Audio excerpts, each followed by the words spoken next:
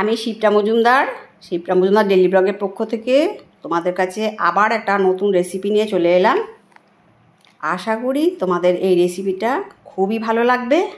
তাহলে এখন থেকে আমি আমার ভিডিওটা স্টার্ট করি, তোমরা দেখতে শুরু করো। দেখো, আমি বেশ কিছু পাকা কলা নিয়ে নিয়েছি। এইরকম কলাগুলো বাড়ির মানুষরা বেশিরভাগ খেতে চায় না, বাচ্চারা তো ধরেও দেখবে না। তাই এই এতটা পাকা কলা দিয়ে আমি একটা রেসিপি করে দেখাবো। কলার খোসাগুলো ওপর থেকে কালো হয়েছে, কিন্তু দেখো কলা কিন্তু ভেতরে ভালোই আছে। এরকম পর্যায়ে এই কলাগুলোকে আমি সমস্তটা ছাড়িয়ে নেব। এইভাবে তৈরি করে দিলে যারা খেতে চায় না তারাও আনন্দের সাথে খেয়ে নেবে। সমস্ত কলাগুলো ছাড়ানো হয়ে গেছে। এবার দেখো, আমি একটা হাতা নিয়ে এগুলোকে পেস্ট করে নেব।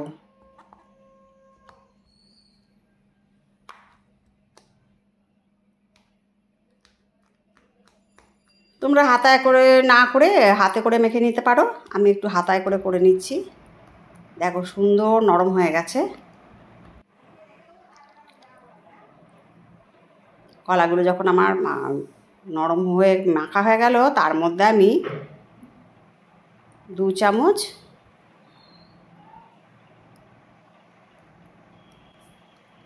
ময়দা দিলাম। হাতায় করে দিতে হবে, এটা হাতা, ছোট সাইজের হাতা। 2 হাতা ময়দা, 2 হাতা সুজি আর হাফ হাতা মিল্ক পাউডার। অল্প একটু নুন দিলাম।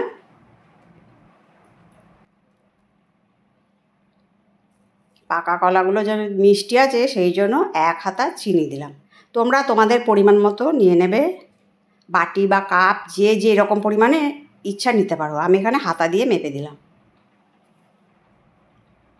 তার সমস্ত জিনিসগুলো দিয়ে আমি মিশ্রণটাকে ভালো করে মেখে নেব।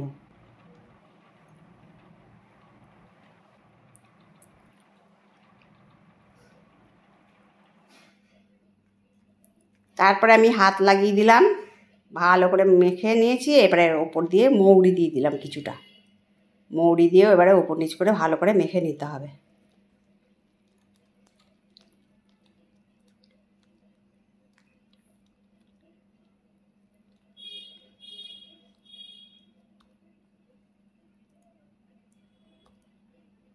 তোমাদের কাছে আমার রিকোয়েস্ট, অনেক জিনিস আছে আমরা দুমদাম ফেলে দিই, কিন্তু ফেলে না দিয়ে আমরা এইভাবে বুদ্ধি খরচ করে একটা রেসিপি করে দিলে বাচ্চা থেকে বড় সবাই খুব আনন্দ করে খায়।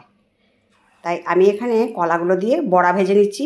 কড়াইতে সাদা তেল গরম হয়ে গেছে, তার মধ্যে কলার বড়াগুলো আস্তে আস্তে ছেড়ে দিচ্ছি।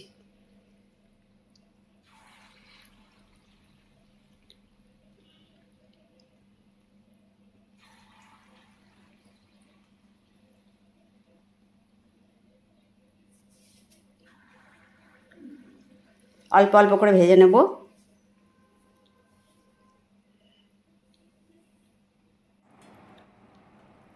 আমি ওলট পালট করে দিয়েছি। এক পিঠ ভাজা হয়ে গেছে, অপর পিঠটা উল্টে দিলাম।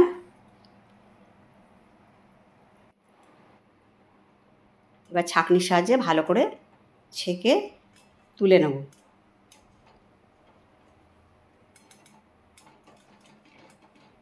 ভীষণ নরম তুলতুলে হয় আর ভীষণ সুন্দর টেস্ট হয়।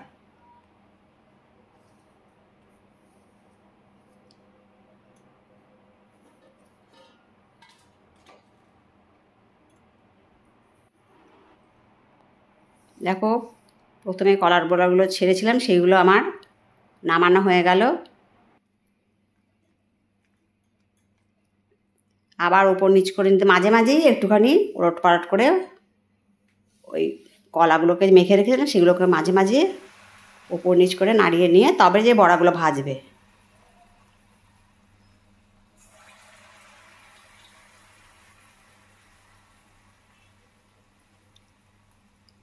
আজকে আমার এই রেসিপিটা যদি তোমাদের ভালো লাগে তাহলে লাইক, শেয়ার, কমেন্ট আর সাবস্ক্রাইব করে আমার চ্যানেলের পাশে থাকার জন্য অনুরোধ করলাম তোমাদেরকে।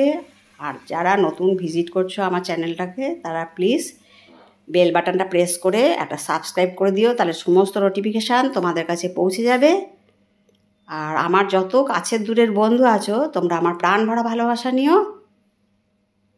তোমাদের সুন্দর সুন্দর কমেন্টস আমি ভীষণ পছন্দ করি, ভীষণ ভালো লাগে।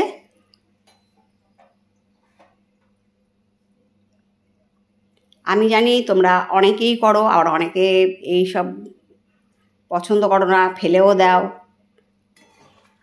তাই তাদের কাছে রিকোয়েস্ট করব, যারা ফেলে দাও তাদেরকে রিকোয়েস্ট করব তোমরা যেন ফেলে দিও না, এইভাবে তৈরি করে নিজেরাও খেও, বাচ্চাদেরকে দিও, তারা ভীষণ খুশি হবে।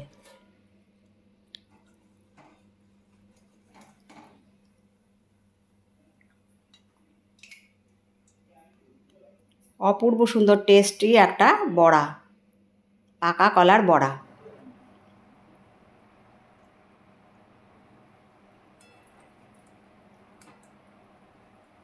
এই বড়াটা কিন্তু তালের বড়ার থেকেও কোনো অংশে কম যায় না।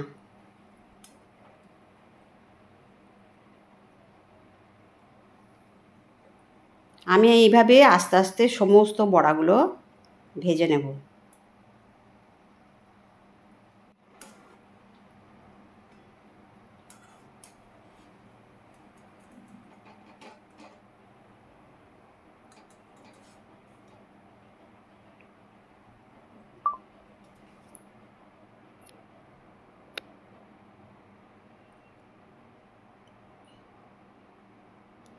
প্রত্যেকটা বড়া আমার ভাজা হয়ে গেল, দেখো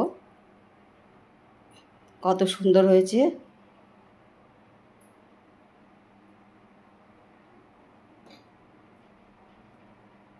আবার বলছি, তোমরা তোমাদের পছন্দ অনুযায়ী জিনিসপত্রগুলো দিতে পারো, মাপ অনুযায়ী সমস্ত কিছু দিয়ে দেবে।